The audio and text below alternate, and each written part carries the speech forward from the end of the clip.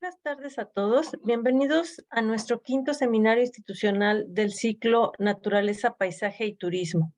El día de hoy tenemos al doctor Eloy Méndez, que nos hablará sobre lo que el imaginario ve en el paisaje. Le cedo la palabra a la doctora María Cristina Saldaña, investigadora del CIVIC, que nos dirá la semblanza del doctor Méndez. Adelante, doctora Saldaña. Gracias.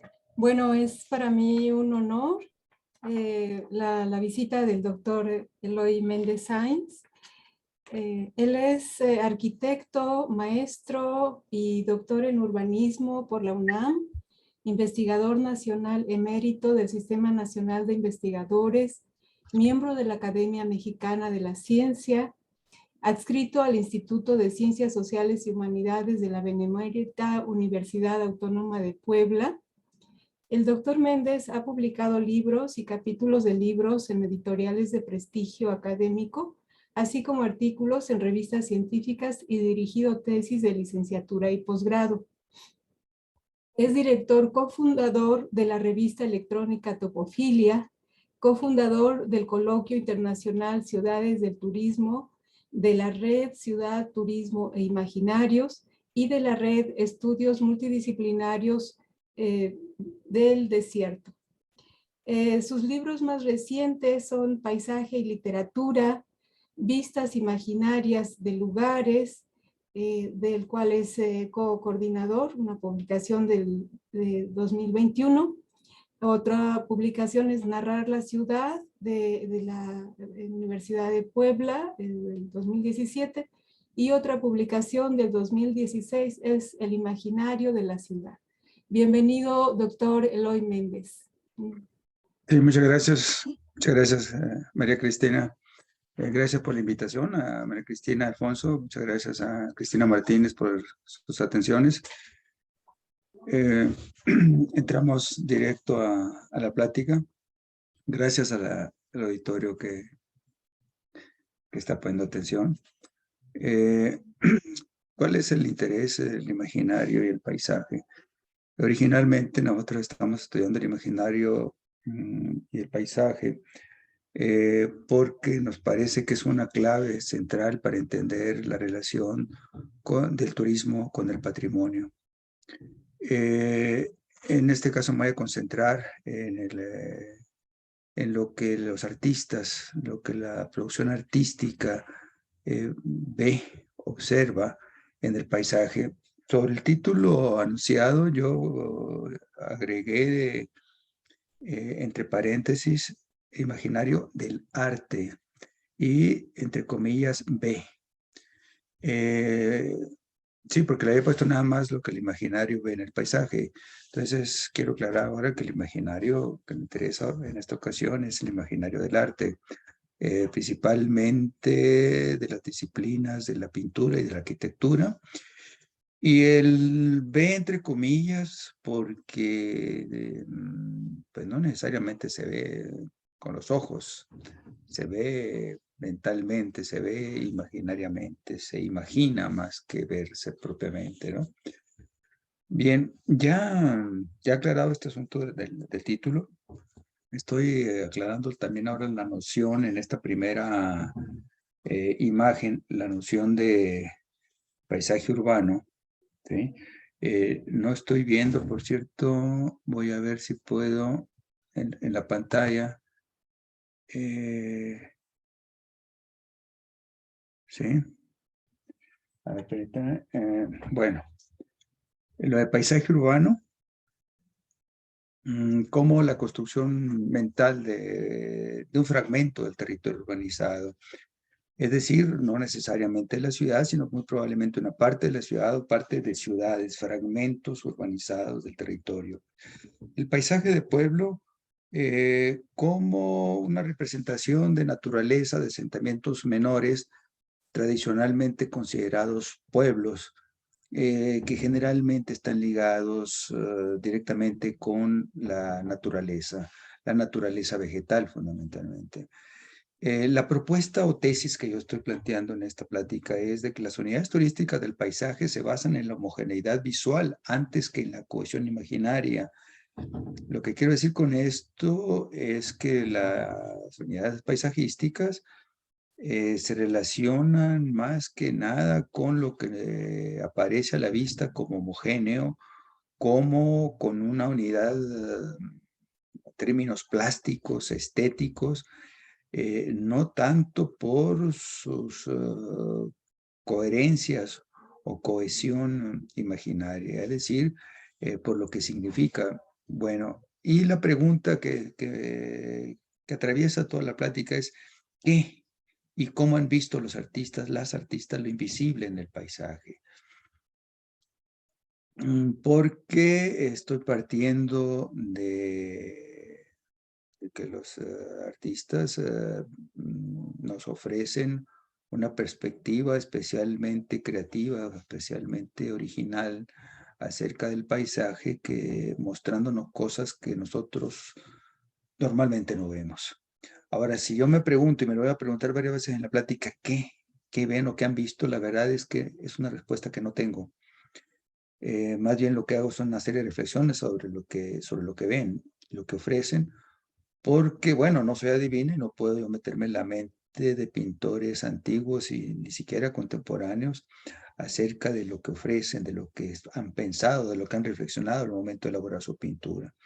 Y la hipótesis que planteo es: el atractivo central del turismo está hoy siendo reconstituido en torno a la figura imaginaria del paisaje de naturaleza. Es decir, hay una formulación de la oferta turística en torno a una construcción de la naturaleza que obedece a imaginarios del turismo. Y ese imaginario del turismo evidentemente encaja en los atractivos particulares, los atractivos micro, los atractivos al alcance de la mano o al alcance del oído, de la boca, un paisaje, la vivencia, la experiencia de paisajes. Y esos paisajes generalmente se refieren a la naturaleza, y vamos a ver más adelante qué vamos a entender por naturaleza.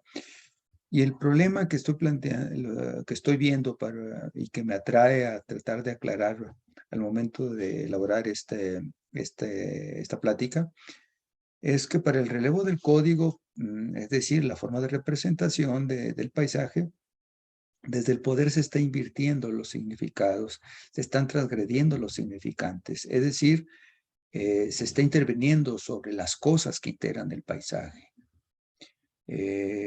Las estrategias turísticas son un instrumento de implantación de representaciones de la naturaleza, es decir, lo que vemos no es tanto la naturaleza virgen, ni mucho menos, o la naturaleza real, sino una naturaleza representada. Y si seguimos con la siguiente imagen, por favor. En esta imagen vemos dos pinturas de paisaje. Un paisaje urbano y un paisaje de un episodio bíblico. Los paisajes generalmente durante la Edad Media y en el Renacimiento generalmente son paisajes bíblicos, es decir, episodios de las historias bíblicas. La primera imagen, vemos un paisaje medieval de la ciudad de Florencia, un fragmento, el área central de Florencia. Y en el segundo caso vemos un episodio en el que San Francisco de Asís, dentro de su generosidad, brinda, regala su capa para el abrigo a una persona humilde, acompañado de un asno y con un fondo en plano intermedio de tipo urbano, serrano, y un fondo en tercer plano de lo que podría ser el cielo, ¿no? Entonces, la pregunta que me hago ahí, como les comentaba, es ¿qué ven? ¿Qué ven los pintores que hicieron esto?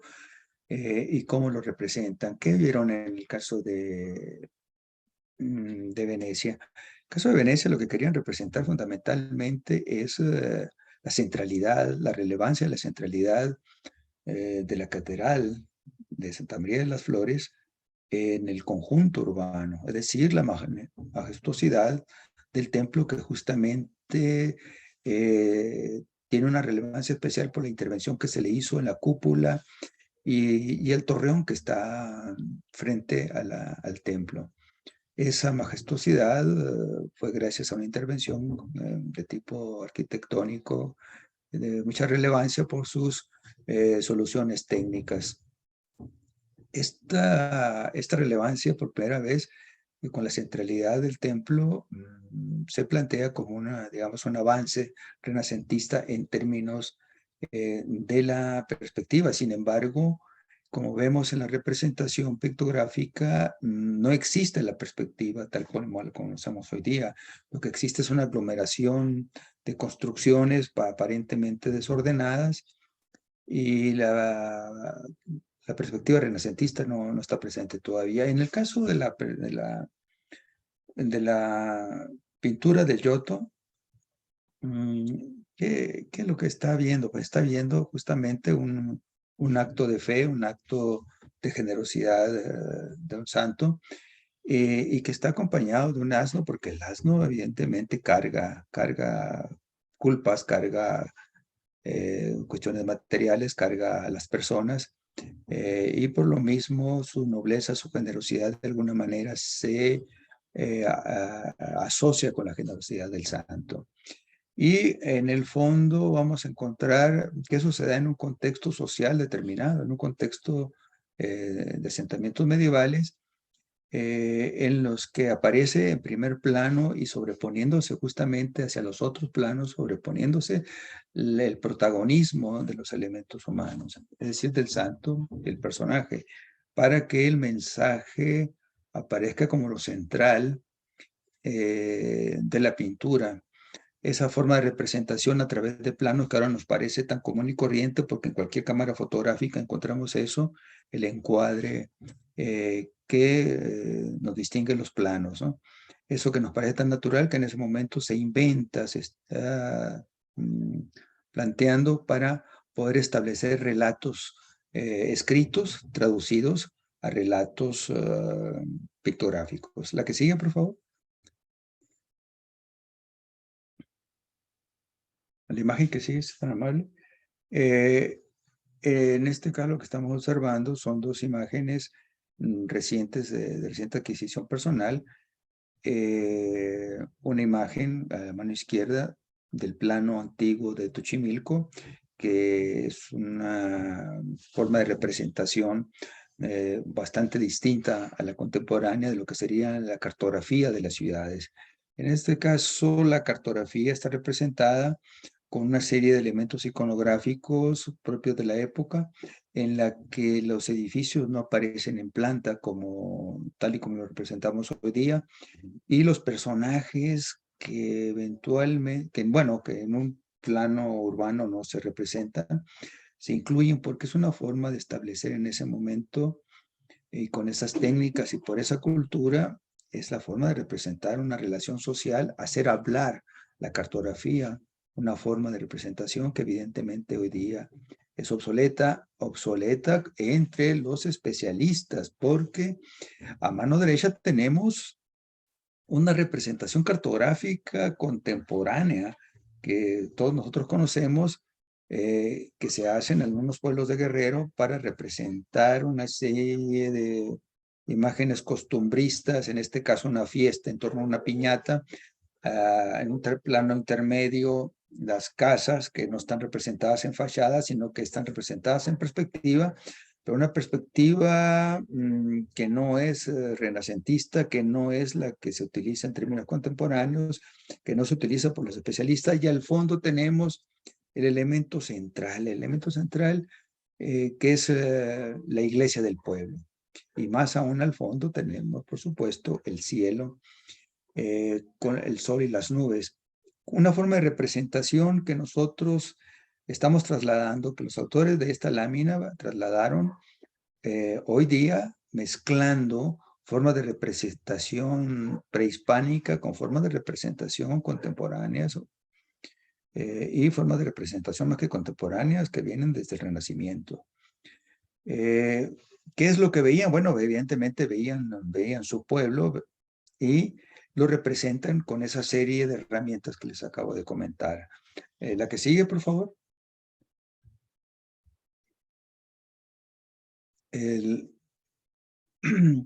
Aquí ya tenemos de una manera distinta, más clara, otro aspecto de cómo se construye el paisaje.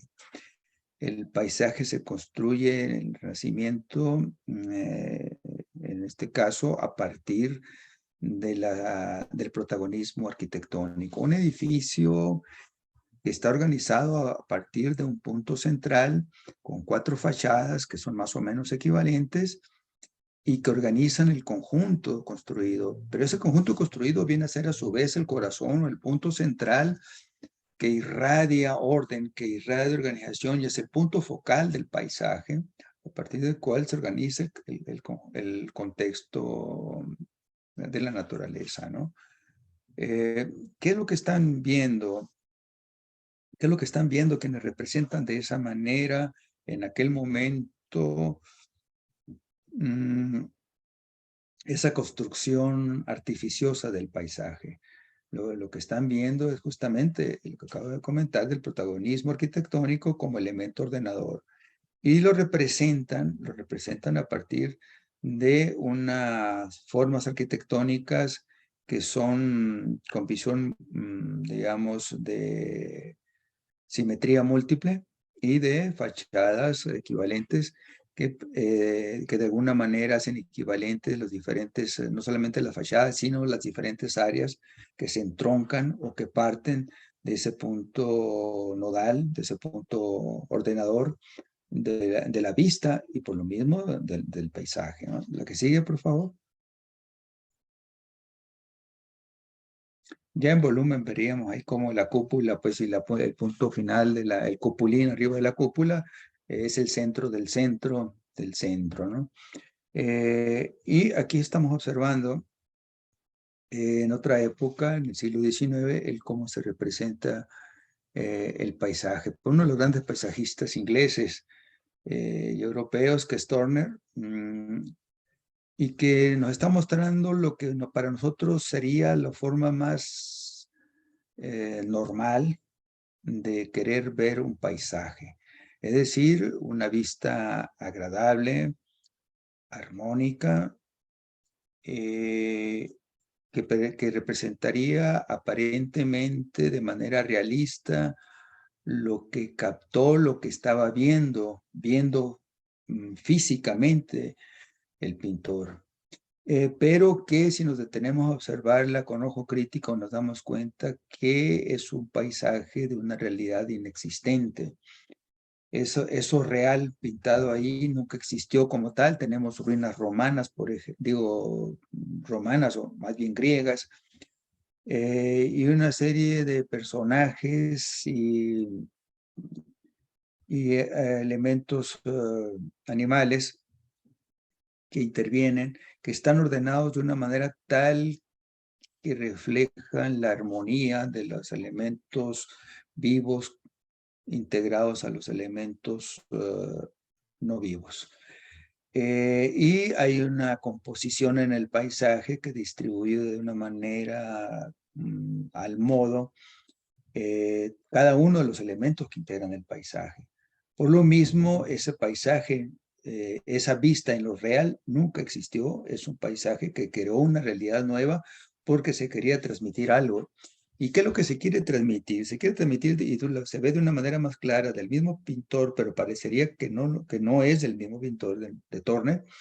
En la imagen inferior derecha vamos a ver lo que realmente quería él transmitir a través de la pintura del paisaje. Quería transmitir una serie de emociones.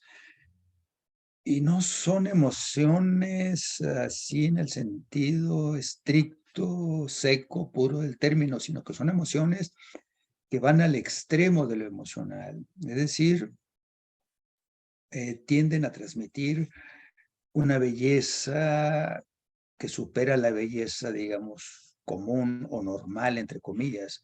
Sería el impacto de la emoción sublime, es decir, la búsqueda de lo sublime. ¿Y por qué lo sublime? porque son las emociones extremas lo que se representan a través de lo sublime. Las emociones extremas durante el periodo romántico, en este caso expresadas en la pintura por Turner, justamente intentan eso, desbordar las emociones cotidianas y llevarlas a un extremo tal que se desborda las emociones de la persona, en este caso del observador de la pintura. Y por supuesto, esa pintura del margen derecho de Turner es muy probablemente de una vivencia que nunca tuvo tal cual y que si la tuvo, pues evidentemente la memorizó para después representarla. Es decir, no es un retrato como lo consideramos hoy día, no es un retrato de lo real, no es un testimonio, el pintor no está ahí como testigo de lo que sucede, sino más bien está transmitiendo un imaginario suyo a través de la pintura. Es un imaginario eminentemente emocional. Es decir, es entonces la invención de realidad por parte de los paisajistas. La que sigue, por favor.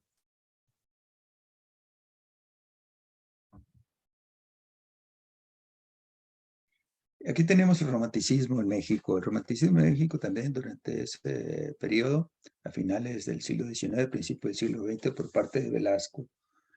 José María Velasco corresponde, se inscribe, digamos, en un contexto en el que se está construyendo imaginariamente el nacionalismo mexicano, y ese nacionalismo mexicano tiene una estética determinada y algunos referentes clave.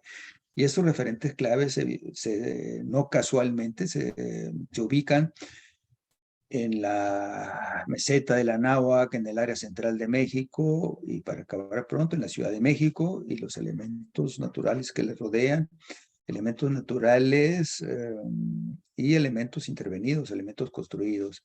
Entonces, por eso tenemos los volcanes, que desde entonces se erigen como los referentes nacionales por excelencia del país, y tenemos las culturas prehispánicas, que son enclavadas dentro del paisaje de Velasco para mostrar el espíritu nacionalista mexicano. Y por último, en el margen derecho tenemos una representación en cuyo primer plano aparece algo que es una roca con una vegetación digamos, modesta, que no estorba la visibilidad, sino que simplemente sirve para establecer una especie de escala. Este recurso técnico, este recurso de la representación, nuevamente nos lleva a lo que platicábamos hace rato, que viene desde la construcción medieval, el asunto de la división por planos de lo que nosotros vemos. Esa construcción por planos es, por supuesto, una invención renacentista, prácticamente artificiosa. Los ojos no ven exactamente de esa manera, pero nos hemos acostumbrado a pensar que los ojos nuestros ven siempre así, dividiendo y organizando las perspectivas de paisajes a través de planos. Esa perspectiva a través de planos que se utiliza muchísimo ahora, sobre todo en el cine, es inventada en aquella época, pero ya nuestro sustrato, nuestro entrenamiento visual, nuestra educación de la vista es para ver con esas características el entorno. La que sigue, por favor. Y aquí tenemos unas pinturas actuales. De Estela Laviano, de Charlotte Tulliani y de José Villalobos. En la margen izquierda tenemos un paisaje con predominio del color ocre, cuyas figuras no aparecen del todo claras. La fotografía no es muy buena, que además está tomada sobre otra fotografía que tampoco era muy buena, pero bueno, en fin, creo que en cualquiera de los casos la pintura original no trata de diferenciar los elementos compositivos, lo que trata fundamentalmente es de mostrar el predominio del ocre, el predominio del color tierra, el amor, la afinidad por parte de la pintora por el territorio, por la tierra, más que por el territorio, ¿no? Y en la siguiente imagen inferior a izquierda, es una escultura de Tullián, en el que aparece un elemento vertical, una especie de monolito de madera, rodeado de veladoras. Podría no ser un paisaje.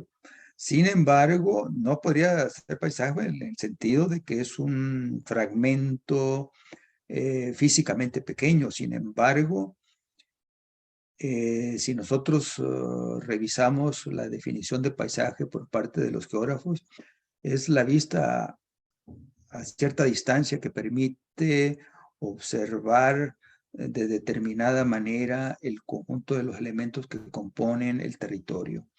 En este caso, entonces, esa cierta distancia que nos permite ver de determinada manera en lo que nos ofrece esta composición escultórica de Tullián, bueno, pues es suficiente para mostrarnos un paisaje de un territorio sumamente pequeño.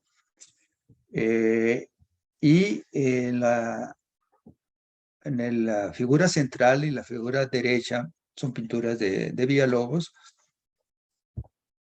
que nos está mostrando paisajes. Él dice que son paisajes, así los titula, son paisajes de pueblos. Como vemos, no responde en ninguno de los casos a lo que nosotros entenderíamos como paisajes de territorio, de ciudad, o paisaje urbano, o paisaje de pueblo. Primero, porque no son precisamente figurativos. Y segundo, porque lo que tratan de mostrar no es el retrato, regresamos a lo mismo, no es el retrato de los lugares, sino una especie de vivencia, una especie de imaginario o de algo imaginado al momento de la experiencia de la vista, de la experiencia visual. O sea, ¿qué están viendo? Pues por supuesto están viendo lugares, territorios, terrenos, obras concretas. Pero ¿qué ven ahí que nosotros no vemos? ¿Y por qué nos los tratan de transmitir de esa manera? Que quizá no nos resulte muy didáctica porque no son figurativas. Entonces, parecería que se abandonó aquella aspiración renacentista o romántica de que lo bello se desborda para parecer sublime. Bien, resulta que yo reconocería de entrada mis limitaciones para interpretar y para observar estas obras. Pero haciendo un intento, lo que podríamos observar es que hay en las pinturas de Villalobos, hay una especie de fondo fluido, una especie de fondo que le da coherencia, que le da cohesión al conjunto. Es decir, todas las figuras, digamos, opacas, en grises y en colores oscuros y delimitadas por líneas oscuras, esos elementos aparecen como nadando, como las partes que constituyen el paisaje del conjunto. Entonces trata de mostrar un conjunto que lo constituyen las partes, porque entre las partes, con todo y que están separadas, tienen cierta homogeneidad figurativa, cierta mostrada a través principalmente de los colores, y al mismo tiempo muestran su heterogeneidad. Y esa forma de representarlo nos está diciendo que hay un paisaje que al mismo tiempo que está cohesionado, está fragmentado. Y ese es el paisaje que generalmente vemos ahora. Y entonces parecería que aquella unidad temática que era fácil de observar en los paisajes en las que buscamos lo bello, ahora no lo encontramos fácilmente. Es decir, porque en los paisajes urbanos actuales, las vistas de las ciudades actuales generalmente no nos muestran imágenes bellas, mucho menos sublimes. Y sin embargo, trata de encontrar Villalobos que sí existe una especie de cohesión entre ellas, un flujo vital que les une, que no lo vemos a primera vista, pero que subyace a esa composición. ¿Por qué? Porque las ciudades y los pueblos actúan con toda su heterogeneidad, con toda su fealdad. y con toda su partición desconectada, con todo y eso son representaciones, son expresiones de vida. La que sigue, por favor.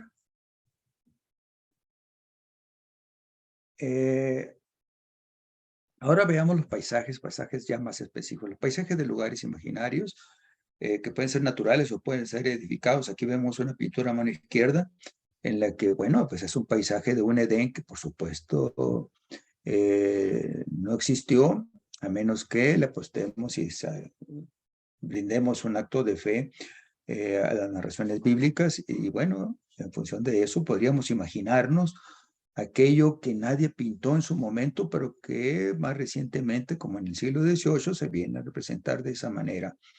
¿Qué es lo que se ve? Pues lo que se ve es un mundo imaginado, un mundo que no se ve físicamente, y se representa a través de los elementos vitales básicos que componen la existencia. Hay el elemento agua, el elemento tierra, el elemento aire. No aparece el elemento fuego, pero sí aparecen elementos vitales zoomorfos y humanos. Y a mano derecha tenemos una representación de lo que era la Acrópolis en Atenas.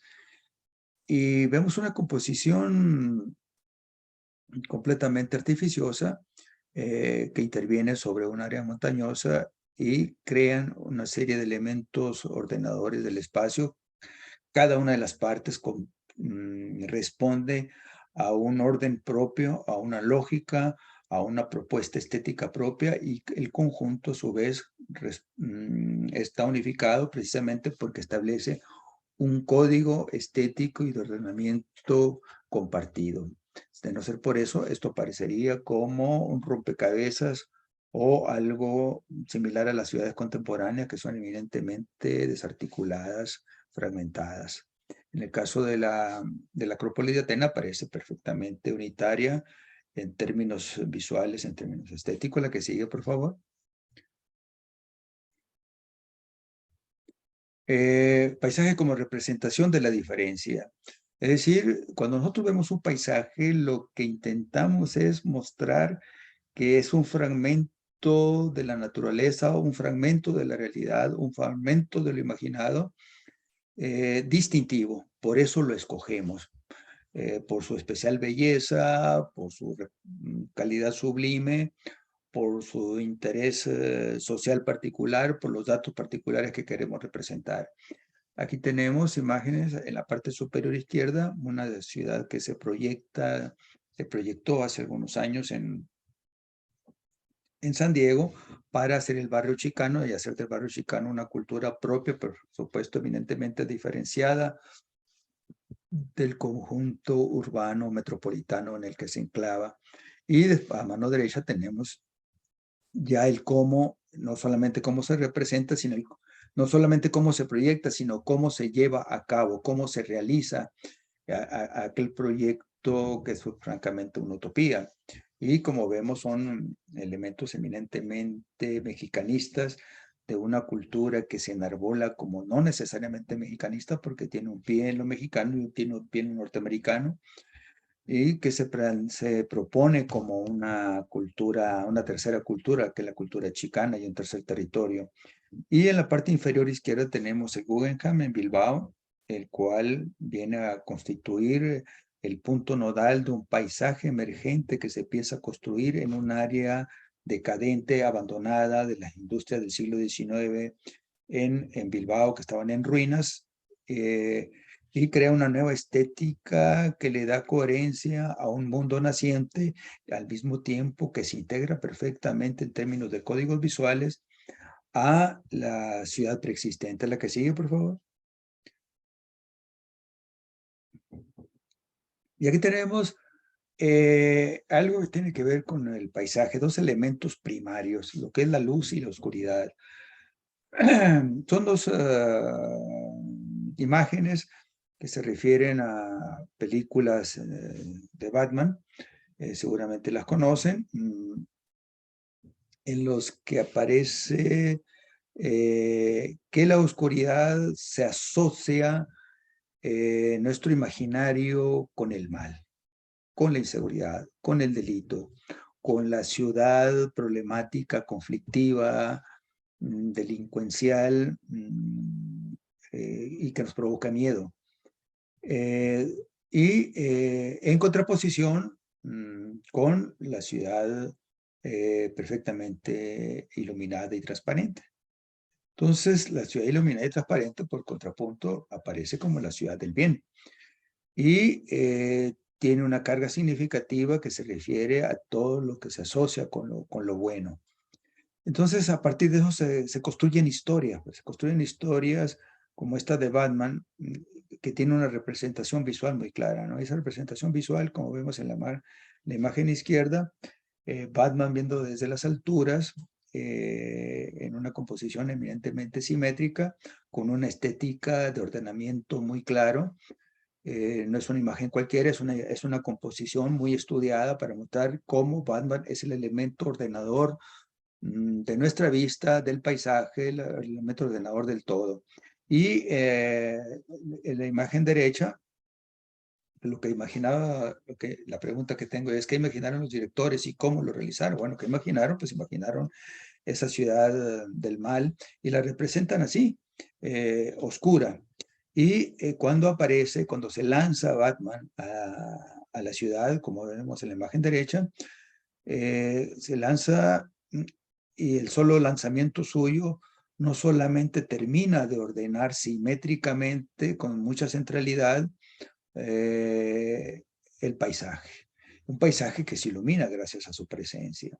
Es decir, se asocia a esa iluminación súbita de la ciudad con la aparición efímera de Batman en el cielo. La que sigue, por favor. Aquí tenemos algo más reciente y con otras características. Esto no es una película, esto es digamos, lo real, lo que está pasando en la ciudad Facebook, la ciudad Facebook en Silicon Valley. Ahí tenemos en la imagen izquierda un escenario de ciudad que lo podemos asociar fácilmente a cualquier propaganda comercial hoy día que tenemos, cualquier fraccionamiento que se publicite en cualquiera de nuestras ciudades. Es decir, una serie de elementos compositivos que no están ninguno de esos elementos por casualidad, ningún elemento de ahí sobra ni falta. Es una imagen tentativamente completa, es una perspectiva de un proyecto de ciudad. Y el paisaje entonces es con una naturaleza intervenida en la que los árboles están ubicados justamente donde deben estar y para lo que deben de estar. Y los elementos humanos de la composición, el elemento de ese perro que aparece como mascota, gente con diversidad étnica, gente con diversidad de género, que manifiesta pues aquella armonía entre la vegetación, la atmósfera y los edificios.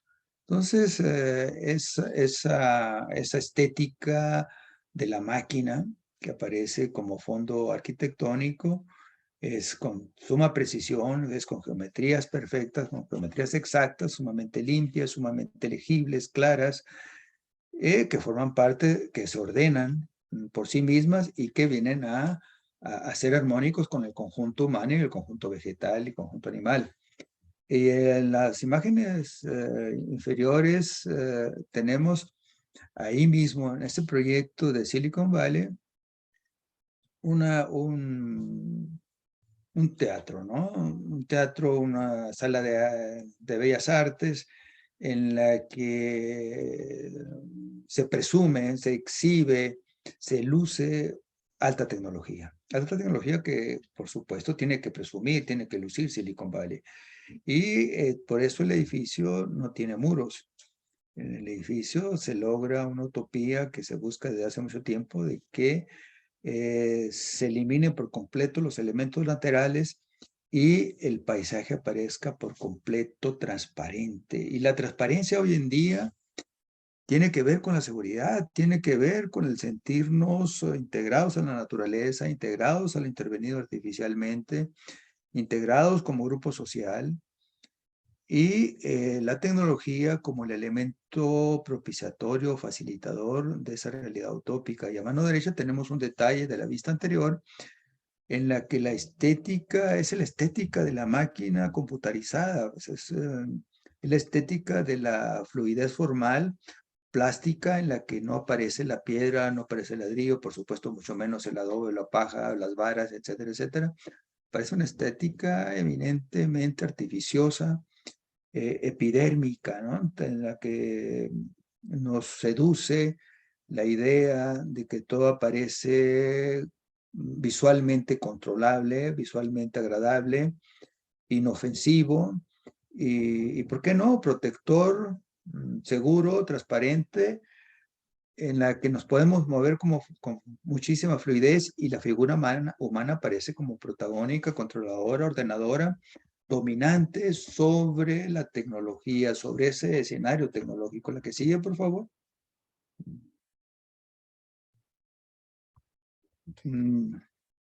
Y aquí lo asociamos con el turismo. ¿Cómo el paisaje tiene que ver con el turismo? Pues, evidentemente lo tenemos en el caso de los pueblos mágicos, en Álamo, Cholula y El Fuerte, que se visibiliza y que se invisibiliza. Los pueblos son atractivos por un imaginario que tenemos acerca de los pueblos construidos imaginariamente por la literatura de la posrevolución mexicana. Y en general en América Latina tenemos un imaginario con esas características y por eso el atractivo de los pueblos que tienen ese México recóndito que se ha preservado, al mismo tiempo que somos expulsados, y si no expulsados, por lo menos no nos resulta atractivo vivir en la ciudad, en las grandes ciudades. Y por ello, cuando tenemos vacaciones, nos parece lo más agradable ir a estos escenarios. Estos escenarios entonces tienen que parecer esos pueblos en los que la belleza del entorno se ha conservado, la belleza de las construcciones, la belleza de los parques, la belleza de las vistas y la belleza de los monumentos históricos. Entonces lo que se visibiliza es justamente eso. Y los pueblos reales son escondidos. Es decir, lo que parece defectuoso, lo que parece sucio, lo que parece ruinoso, es embellecido para que sean ruinas o que sean pueblos perfectamente bellos, que correspondan a nuestro imaginario de lo que es el pueblo agradable. Entonces se invisibiliza una realidad de los pueblos que no todos nosotros sabemos que existen los pueblos. Es decir, los pueblos nuestros tienen una pobreza bastante evidente, sobre todo en sus periferias, porque ya son pueblos que han crecido y la gente que construye estos pueblos, que los mantiene, que sirve en estos pueblos, es la gente que realmente le da vida, es la gente que, digamos, sostiene los servicios, la gente que sostiene las viviendas, las mantiene, en fin, pero vive en las periferias, no vive en el patrimonio histórico bastante encarecido, sino que vive en la periferia y esa periferia, por supuesto, se invisibiliza. La que sigue, por favor. Aquí tenemos un poco el regreso al oscuro y lo iluminado, el paisaje ya no de los lugares, sino el paisaje de los intersticios, es decir, de aquellas partes rugosas, aquellas partes oscuras, insalubres, pero que en los pueblos mágicos se ha tratado de expulsar y en muchas partes de las ciudades turísticas se expulsa. En el cine se atrae porque tiene su atractivo visual, su atractivo emocional, el espacio del delito, el espacio del crimen, porque podemos entrar en ellos, cruzarlos, convivir con los delincuentes, porque están en la pantalla, no están en la vida de lo real. Y tiene su atractivo, por supuesto, ver en las películas nuevamente de Batman, tengo los ejemplos ahí de Blade Runner, que es una película históricamente importante en términos de ciencia ficción, Metrópolis, que es una película histórica de los años 60 de Lang, que es la imagen superior derecha, en la que los obreros viven debajo del suelo, en los subterráneos. Ahí producen en lo oscuro, iluminado para la producción, por supuesto. Y en la imagen inferior derecha tenemos, por último, la película Ghost in the Shell, en la que los edificios, si bien son ciudades oscuras, son edificios iluminados por la proyección de imágenes tridimensionales que son proyectados sobre los muros de los rascacielos, de alguna manera intentando hacerlos que cobren vida y que hacerlos más atractivos, porque las paredes muchas veces de los rascacielos son evidentemente fríos, maquinistas, etc. Entonces, pero ¿a qué nos lleva esta estética? Esta estética, pues, era que se establece en el cine a través del siglo XX y que se viene a coronar de esta manera en el siglo XXI. Bueno, en las diferentes imágenes nos está mostrando aquel imaginario que se asienta desde la Biblia, que se asienta desde Dante, en la que existe el infierno en el mundo oscuro y subterráneo, y existe el paraíso en el mundo superficial, perfectamente iluminado, ¿no? Entonces, esa estética que asocia con valores del bien y del mal son explotados por la industria cinematográfica de esta manera y que, como veíamos también, de otra manera, es explotada en la industria turística. Bien, la que sigue, por favor. Aquí tenemos el cómo se busca la meseta, ¿no? En el plano, digamos, plano intermedio de este paisaje, tenemos una serie de rascacielos que constituyen el mundo de lo deseado, el mundo de lo limpio, el mundo del éxito, el mundo de la alta tecnología, donde se hospedan los turistas. Y en primer plano tenemos el mundo de la vivienda insalubre, carente de servicios, de la pobreza de las personas, como decía hace rato, que justamente construyen lo que está en plano intermedio. Y en el plano de fondo, el objeto del deseo, que es el objeto del paisaje marítimo, que conserva el atractivo de lo sublime. Y bueno, esta es una composición precisamente para marcar esa diferencia entre los dos paisajes, que lo uno es el contrapunto de lo otro. Y lo uno se afirma en virtud de lo otro. No es un mundo unitario, sino que es un mundo perfectamente dual. Y la meseta es el contrapunto, el intersticio. El intersticio es esto que está en primer plano, que es una serie de elementos en los que las calles, por ejemplo, la diferencia entre una construcción y otra, entre un barrio y otra, no aparece absolutamente para nada, ¿no? La que sigue, por favor. La pregunta que me hago ahí, ¿cuál es la condición de posibilidad que me hago en esta otra imagen? O sea, eso es una pregunta que se hizo Descartes en su momento, y esa condición de posibilidad crea un abanico de respuestas, es decir, un abanico de posibilidades, un gran abanico de representaciones. Y la condición es la condición de lo real. Bien, entonces el paisaje del intersticio lo tenemos aquí de otra manera, a mano izquierda en un hotel en Tijuana, donde tenemos una representación del paraíso muy al modo, probablemente ustedes no lo vean como una interpretación paradisiaca, pero bueno, es lo que se pretende. Y a mano derecha una representación, bueno, no una representación, es una imagen de lo real de Tijuana, que es una cañada. Las cañadas son basureros en este caso y sumamente insalubres, sobre los cuales se estableció por parte como propuesta de un escultor local, una interpretación propia de la Venus de Milo, ¿no? Es decir, el nacimiento de la esperanza dentro de la desesperanza, es decir, el arte que está haciendo una lectura del agobio miserable insalubre, con una esperanza de una mona estéticamente atractiva, de color blanco, que es el contrapunto de lo deseado, ¿no? Ese no oscuro objeto del deseo, sino ese claro objeto del deseo, ¿no? De lo que se quiere, de lo que a lo que se aspira. Y esa esperanza que justamente nace donde donde más se requiere, donde más se necesita.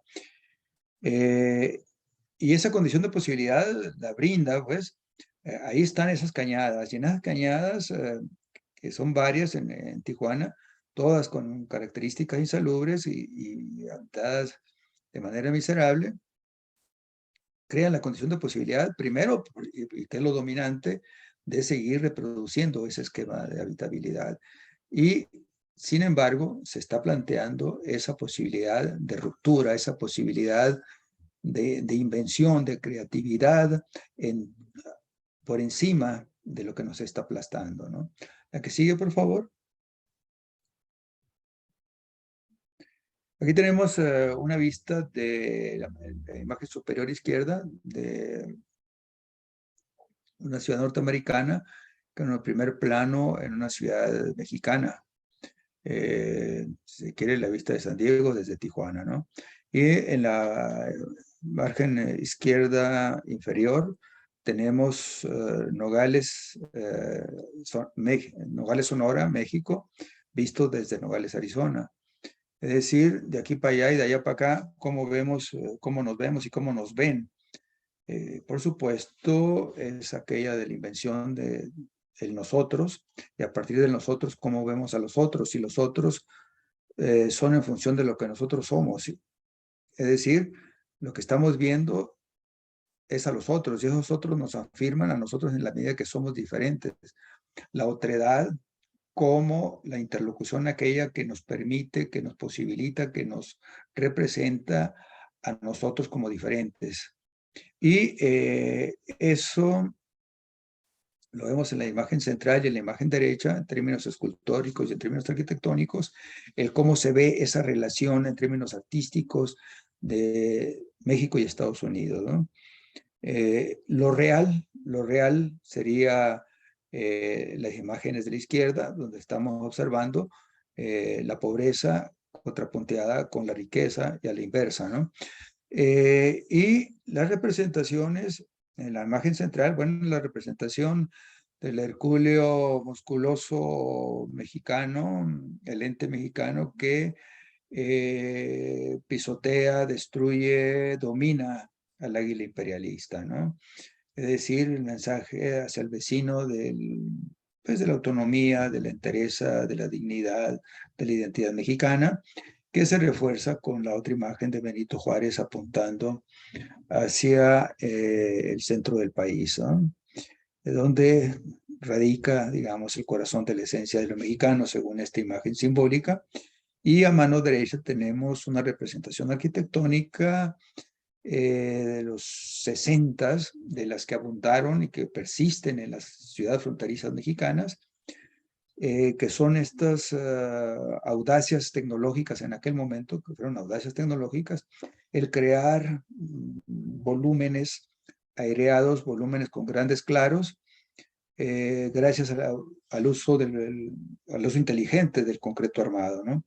Que posibilita, al mismo tiempo que diferencia, que separa, se vuelve transparente fácilmente porque crea grandes claros para circular por debajo de ellos. Es una especie de paraboloide. Ese paraboloide constructivo se construye en las fronteras mexicanas como un mensaje hacia los Estados Unidos de bienvenida.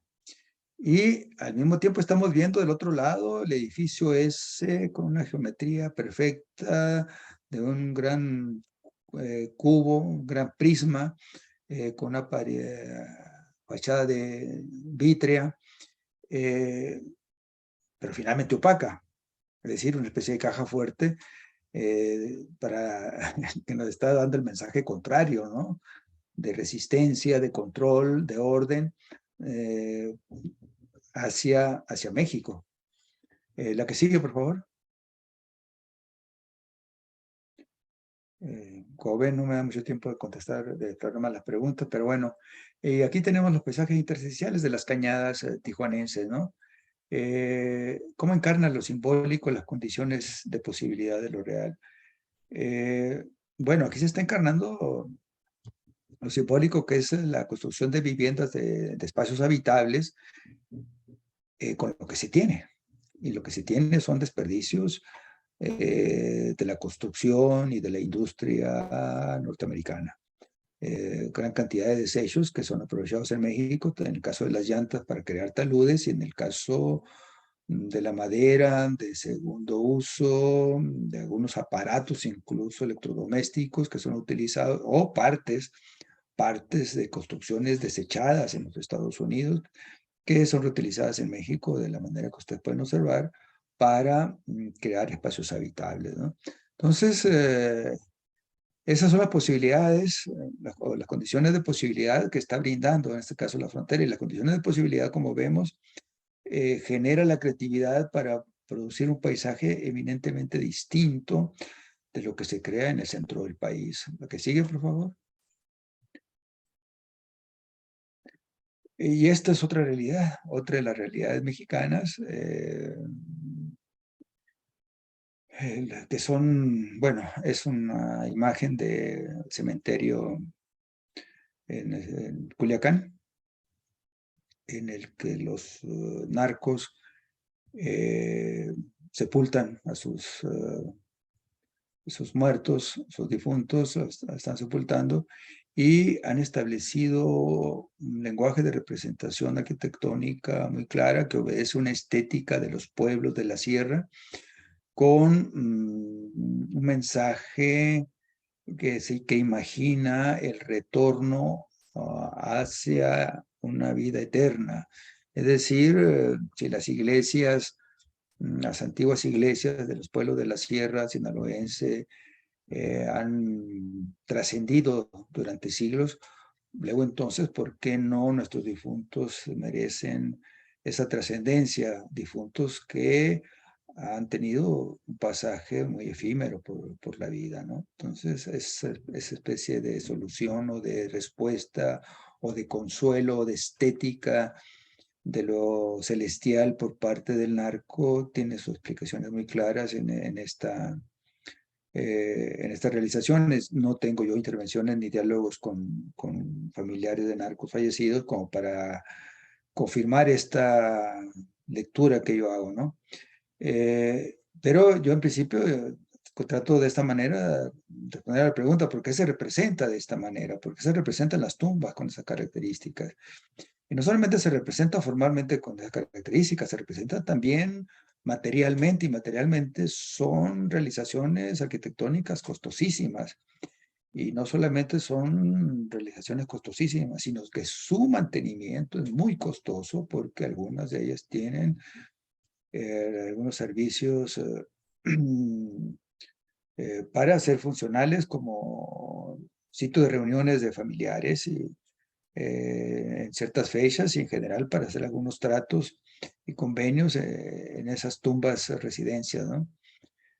En fin, la que sigue, por favor. Aquí tenemos el paisaje de los intersticios. Las mesetas serían en nuestra época contemporánea cualquier ciudad norteamericana en sus áreas centrales, ¿no? Una ciudad norteamericana en la que tiene sus calles rectas, sus manzanas con base en figuras geométricas regulares, solventes, limpias, con tráfico vehicular fluido, ambiente despejado, ¿no? Y entonces los intersticios vienen a ser las periferias. Las periferias, por supuesto, que sí, que existen en las ciudades norteamericanas, pero que sobre todo existen al sur de nuestro mundo, es decir, en los países del sur. Y aquí lo estamos representando con Taxco. Taxco en su conjunto, Taxco tiene su área central y tiene su área periférica, pero en su conjunto es una área intersticial, es un paisaje intersticial, porque tiene calles laberínticas, topografía accidentada y una relación con la naturaleza bastante caprichosa, bastante, digamos, no planeada, no ordenada, sino que obedece a una paisajística que se ha ido improvisando y se ha ido construyendo sobre la marcha. Y eso, bueno, tiene sus atractivos visuales en cuanto a imágenes de lo irregular, de lo espontáneo, de lo genuino, de lo auténtico que busca la sociedad urbana en sus días de ocio, ¿no? ¿La que sigue, por favor? Aquí tenemos el paisaje en base a los emblemas. Los emblemas que se están construyendo en la época contemporánea, ¿no? Vemos el ejemplo de la Managua sandinista, el cómo se construye, pues, gracias al éxito, al triunfo del levantamiento sandinista, la construcción de emblemas de árboles de la vida metálicos que, bueno, que simbolizan en su momento ese triunfo revolucionario, ese triunfo por una sociedad finalmente con justicia, con equidad, con democracia. Y en la segunda imagen que está al centro inferior, tenemos una de esas arbolatas derribada como una protesta por la insatisfacción social ante el actual régimen de Daniel Ortega, que se está prolongando en el poder y de alguna manera reproduciendo aquel esquema que se derribó del somocismo, ¿no?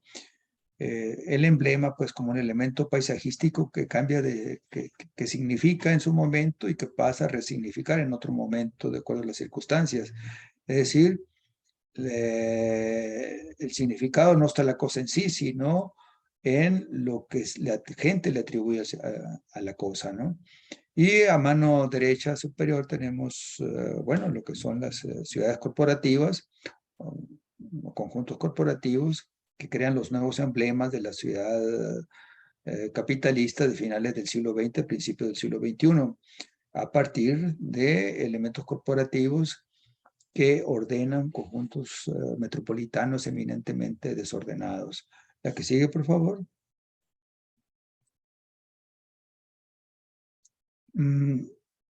Esos emblemas tienen otra característica muy distinta en pueblos con características turísticas como Tequila, Tepoztlán o Cholula en México. La pregunta que me hago es el paisaje visto o imaginado, ¿sí? Yo insisto en las composiciones de lo real, ¿no? Es decir, el trabajador del agave tequilero o tequileño en Jalisco, que se enclava en el paisaje agavero, que es patrimonio de la humanidad, resulta que está a un lado de un conjunto de elementos comerciales, como ese letrero comercial que aparece ahí, que rivaliza perfectamente con lo que tenemos en primer plano, que es un elemento de atractivo turístico. Y a mano izquierda tenemos también en la parte inferior algo que vemos en todos los pueblos y ciudades nuestras, ¿no? Porque para apreciar el patrimonio, la industria turística lo que hace es lanzar hacia bajo tierra las instalaciones eléctricas, en general instalaciones de comunicación, porque pues no forman parte del atractivo turístico colonial. Eso es una serie de intervenciones que tenemos en todos los pueblos mágicos y en los centros históricos. Sin embargo, perfectamente sabemos que, perdón, que no se logra del todo y que no se consigue del todo. Y esos elementos expulsados, para mi gusto, pues son parte del contrapunto que nos permite apreciar en lo real lo que son los elementos patrimoniales preservados, es decir, la belleza de los templos y la belleza natural del Teposteco se aprecia perfectamente, no es interferida por un poste francamente deleznable, sino que justamente ese contrapunto nos permite establecer esa relación entre la fealdad y la belleza, ¿no? Y no quiero decir con esto que tenga que promoverse esa clase de paisajes, sino que simplemente nos está mostrando una experiencia de lo real, ¿no? Y a mano derecha tenemos, bueno, ahí sí una vista idílica, comercial, y real de Cholula, ¿no? ¿Que sigue, por favor? Bueno, y los paisajes de los itinerarios, ¿no? Los itinerarios son una serie de vistas efímeras porque requieren movimiento. Un itinerario es un conjunto de pasos en un cierto sentido, con un origen y un destino, ¿no? Pero que bueno, en el cine, como en este caso la serie de Mad Max, en la que el punto de partida es un lugar destruido por la modernidad, por el vandalismo postmoderno incluso, que destruye el confort de la ciudad moderna, ¿no? Entonces pretenden refugiarse, pretenden recuperar esa forma de vida en un lugar utópico que está más allá de lo que se ve. Está profetizado, está anunciado que está en un punto determinado en lontananza, y la imagen superior nos está mostrando el cómo no hay un camino, pues, cómo no hay un camino trazado, hay un camino que hay que construir para lograr ese objetivo. Entonces, por eso el paisaje aparece sin infraestructura, sin caminos, sin carreteras. Y en contrapunto, para justamente, por contraposición, mostrar esa diferencia, están una carretera y una vía de ferrocarril mostrando el cómo tanto el bien a la izquierda como el mal a la derecha son encarnados en esos puntos trazados y edificados. Y en la parte superior, decíamos, entonces lo que tenemos es un lugar a inventar, un lugar a construir en lo que se da la pugna entre el bien y el mal. Al fondo tenemos el bien perseguido por el primer plano, donde se encarna el mal. La que sigue, por favor.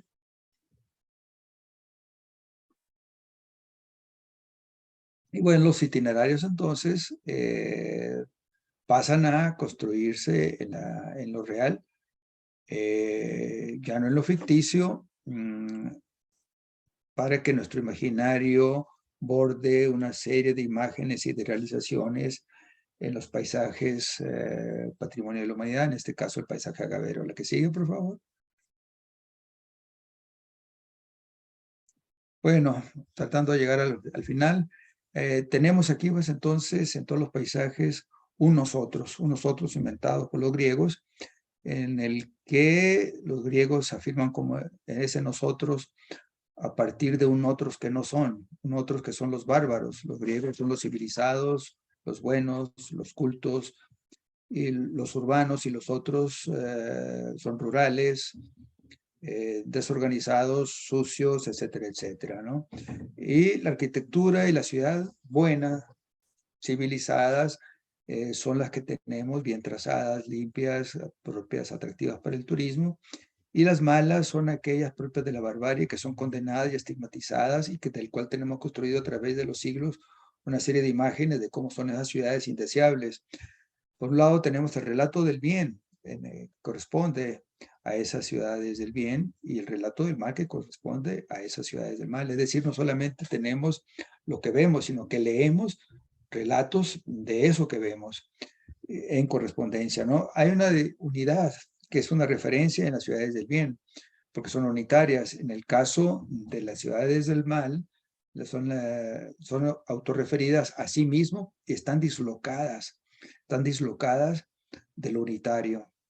El dislocamiento de la ciudad entonces aparece en las ciudades del bien, porque como ya no es controlada la forma originaria, entonces aparece segmentada, y cada uno de esos segmentos responde a una ciudad del bien. En cambio, en las ciudades del mal aparecen como ensambles dislocados que transgreden el orden y son como burbujas que aparecen ajenas y en contra, desafiando, subvirtiendo lo bueno en los espacios del bien, que en realidad no son burbujas, en realidad es la mayor parte de las áreas urbanas. La que sigue, por favor.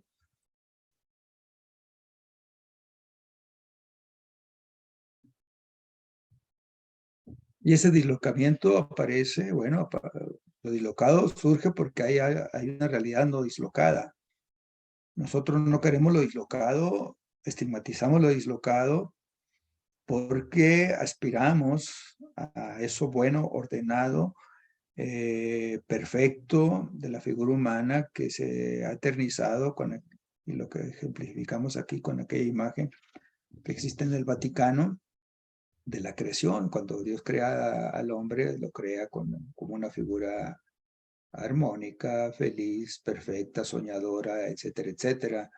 Y lo que está negando, lo está estigmatizando a su vez, es lo contrario, las figuras que no responden a ese modelo. La que sigue, por favor. Y aquí tenemos cómo se representa eso hoy día. Tenemos infinidad de ejemplos. Y bueno, es fácil encontrar ejemplos. Tenemos a mano izquierda un edificio que, pues, en términos compositivos, tiene el remate de la columna, lo tiene en la base, y el edificio tiene la base en el cuerpo, ¿no? Es decir, como poner de cabeza el edificio, ¿no? Una estética que es utilizada de esa manera precisamente para llamar la atención, como una estrategia de marketing para el edificio. Y esa estrategia de marketing también se utiliza de otra manera en la construcción emblemática de espacios atractivos, ¿no? Los espacios atractivos, como ese del pueblito mexicano en Ciudad Juárez, que terminó siendo un fracaso comercial, pero que bueno, nos representaba un pueblo mexicano con todos los elementos característicos de la codificación de lo que es un pueblito mexicano para un turista extranjero, supuestamente, ¿no? La que sigue, por favor. Para terminar, la relación entre el paisaje, el patrimonio que construye el paisaje, el turismo que supuestamente atrae ese patrimonio y ese paisaje, y por último la ciudad dislocada. Hace un paisaje a sentir, la cuestión es a discutir, ¿no? Hay un paisaje a sentir, interpretar, transformar de lugares. Es decir, ante lo que existe de lo real y lo que se está interviniendo para crear una simbólica distinta sobre lo real por parte de la industria turística, la propuesta es un paisaje que no es para verse, que no debería ser para verse, sino que es para sentirse, para interpretarlo, para transformar. Un paisaje amable, generoso, que es para los residentes y por supuesto para los turistas, y lo cual requiere de lugares, es decir, de sitios que sean acogedores tanto para quien reside como para quien está de paso, ¿no? Hacia un paisaje interior, es decir, el paisaje no está nomás en lo que se ve, está en lo que se ve, en lo que se siente, es decir, no está en la cosa nomás, está también en quien lo ve. Y está finalmente en esa relación entre la cosa y quien lo ve. Hacia una narrativa desde los ensambles de dislocación mediante el rediseño de los significados, es decir, tener esa precaución, esa condición ética para intervenir los espacios en función de lo que significan.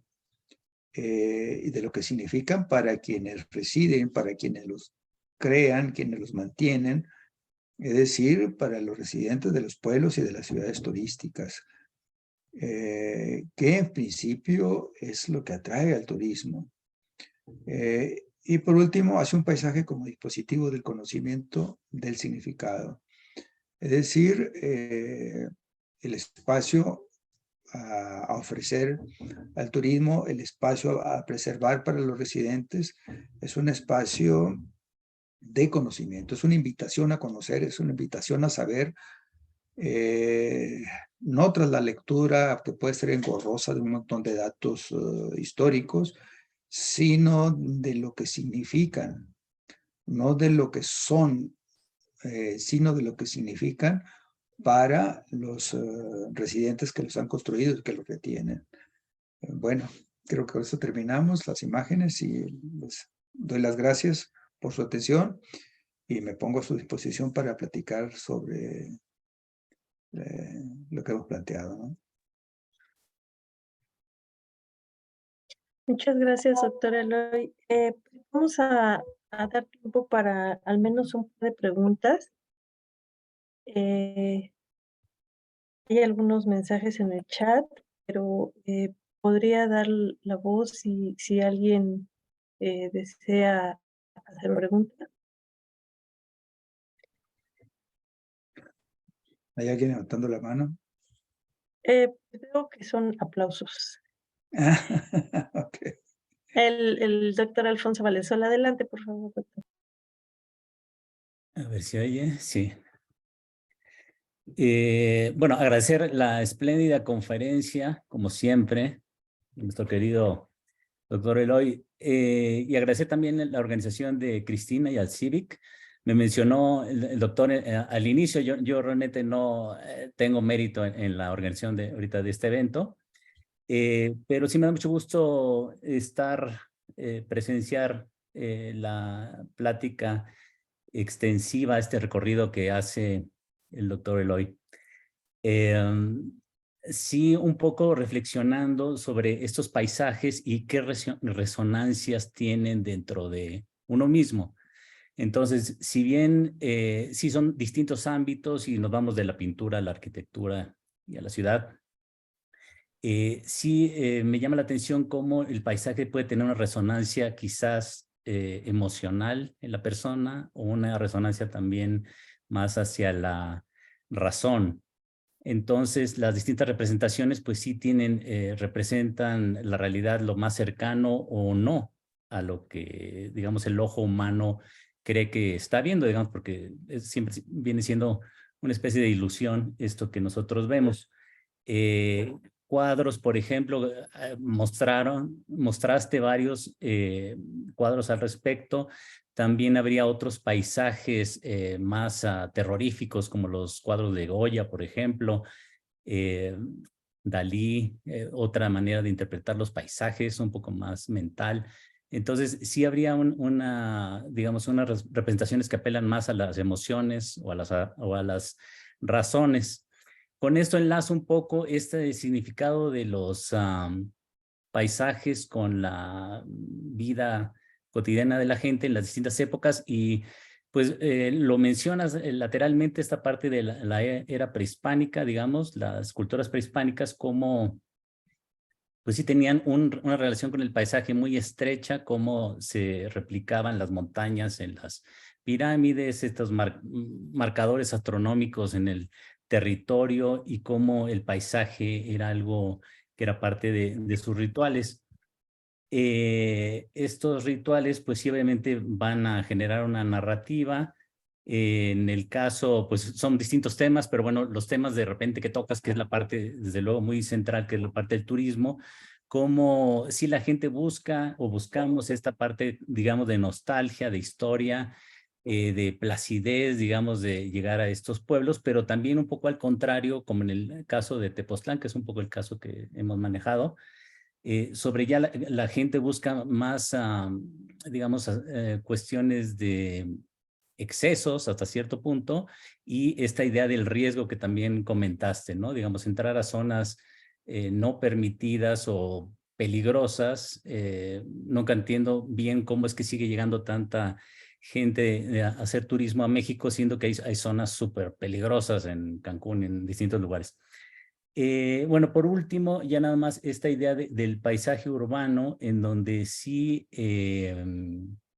mostrarse algunas imágenes de lugares que sí se entreteje la ciudad con las montañas y digamos se alcanza a ver el paisaje, pero también cómo se genera este paisaje a partir del concreto, digamos, ¿no? Digamos, el paisaje en las ciudades que ya no tienen un contexto natural, sino que sales de tu casa y solo ves casas y es un paisaje urbano un poco brutal en algunos casos.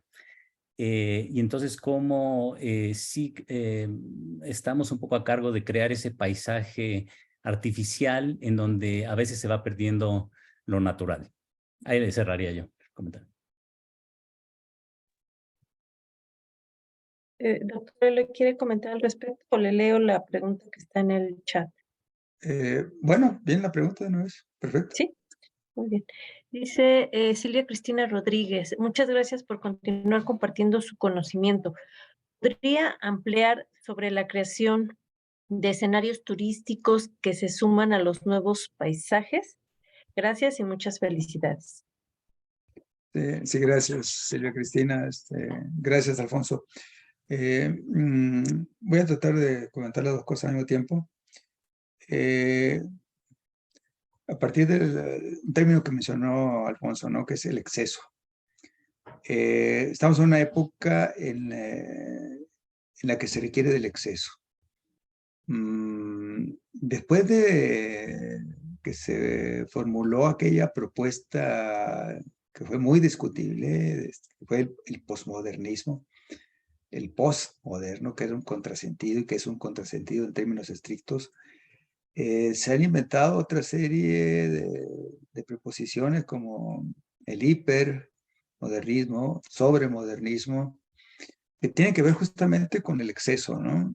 Y en los atractivos turísticos hay la búsqueda del exceso, hay la búsqueda del espectáculo, y es una manera de entender lo que fue en su momento lo sublime, es decir, la sensación extrema a partir de la vista hacia lo terrorífico, hacia el infinito, en términos de espectáculo plástico.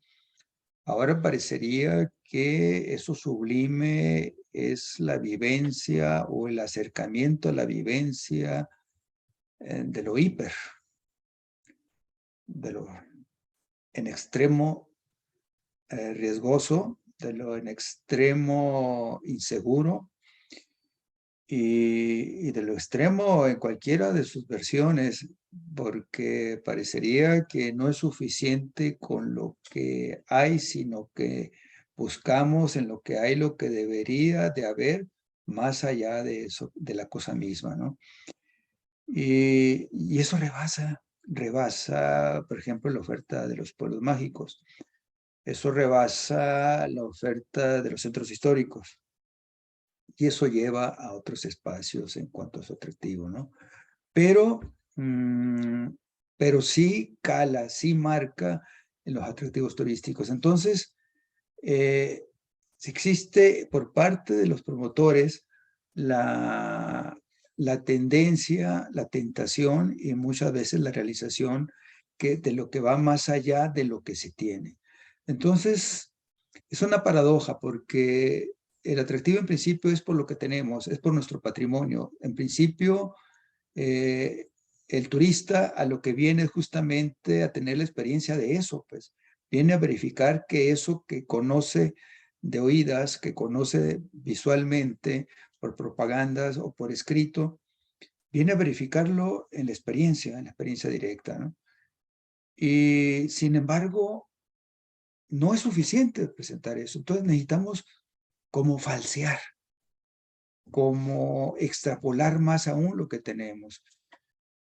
Y eso lleva a la alteración legítima, entre comillas, esa fundamentación lleva a la alteración legítima de lo que tenemos. Entonces los centros históricos que en principio se decretan para ser preservados, pero son preservados para ser atractivos turísticos, contradictoriamente, entonces no es suficiente tener la joya arquitectónica presente, no es suficiente tener el atractivo o la oferta gastronómica a la mano.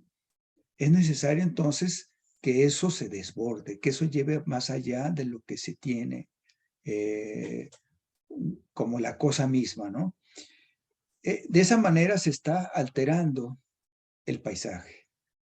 El paisaje está alterando precisamente para obtener lo que no se tiene por parte del patrimonio preservado.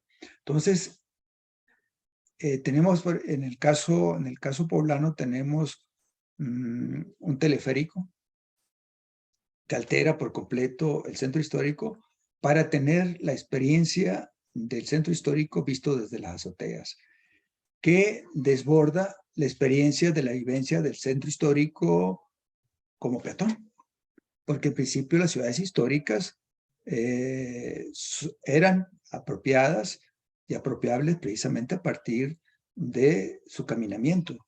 de la relación a escala humana por las banquetas, por las calles, por los cruceros, por los espacios públicos, etcétera, ¿no? Entonces, ahora hay que verlos de una manera espectacular a partir de un tránsito aéreo que desborda aquella experiencia que se está buscando por la petonización de las ciudades históricas. Es decir, esos nuevos paisajes tienden a obedecer justamente a una oferta que desborda lo que realmente se tiene que preservar. Entonces, y eso es justamente para llevar al exceso, para llevar al extremo las emociones. Esos serían mis comentarios. No sé si hay más preguntas o comentarios. Muchas gracias, doctor Eloy. Sí, hay varios comentarios en el chat de felicitaciones y una pregunta más en el Facebook que la voy a leer, que ya sea la última. Ya nos pasamos un poquito del tiempo. Dice Liz Celaya, la relación entre lo que se vive como habitante y lo que se vive como visitante es muy interesante, pero implica la confrontación de imaginarios, supongo. Me pregunto qué perspectiva observa ahora en este sentido en los pueblos mágicos de México.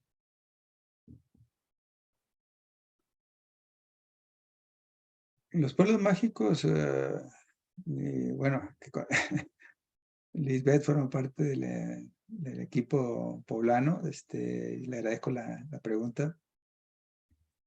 Y es algo, hemos comentado acerca de eso, cómo hay un imaginario que por sí mismo es imposible de ser apropiado por el visitante. Es imposible de ser apropiado por diferentes motivos. Primero, porque es imposible que el visitante penetre en el imaginario, en la imaginación, en lo imaginado de los residentes. Es imposible que se adentre y se apropie como residente de los lugares que constituyen los lugares y centros históricos. Lo que puede hacer es una especie de apropiación de exterioridad, las exterioridades de ellos, las exterioridades de las personas, exterioridades del patrimonio, sus significados, su vivencia real, sus emociones reales, es imposible de que las apropie. Entonces, necesitamos un perfil turístico que vaya a apropiarse de esa manera el patrimonio cultural, que se lo vaya a apropiar por sus exterioridades, no por sus interioridades. Eso de las interioridades se planteó ya hace tiempo por McCannell diciendo que, bueno, en los atractivos turísticos lo que se tiene es una fachada frontal, que es a donde llega el turista y es lo que se exhibe para que sea apropiado. Pero hay una serie de elementos y de espacios interiores a los que no accede y a los que busca acceder. Y esos espacios interiores están ocultos. Incluso hay un último espacio interior, el último paso del espacio interior es la fachada trasera, que se oculta porque no se quiere mostrar. Los espacios intermedios se ocultan porque son propios de los habitantes. Y el visitante quiere apropiarse la fachada frontal, los espacios intermedios y la fachada posterior. Quiere entrar lo más posible, pues, para que su experiencia sea lo más rica, compleja e interesante posible.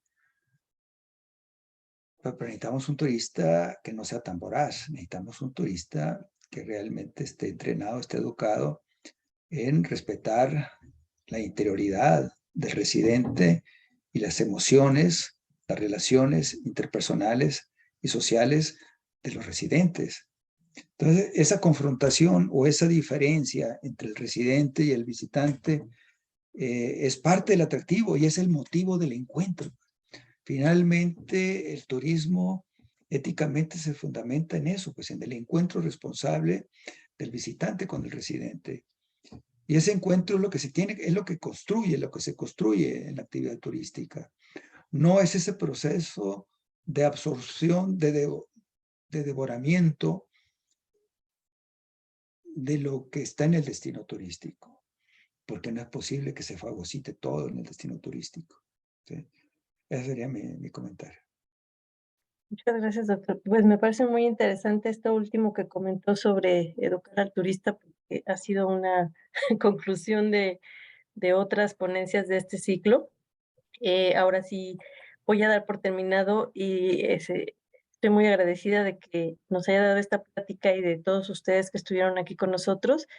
Los invitamos dentro de 15 días a la sexta ponencia, que es Fiestas de la Naturaleza en Colombia, del doctor Marcos González, y la última, en mayo, Naturaleza, Paisaje y Turismo en Morelos, del doctor Gerardo Gama. Entonces, con esto doy por terminado. Les agradezco mucho y buenas tardes. Muchas gracias. Hasta luego. Que nos envíe la invitación. Sí, claro que sí. Claro, se las enviamos. Claro, gracias. Y muchas felicidades. Gracias, un abrazo para todos ustedes.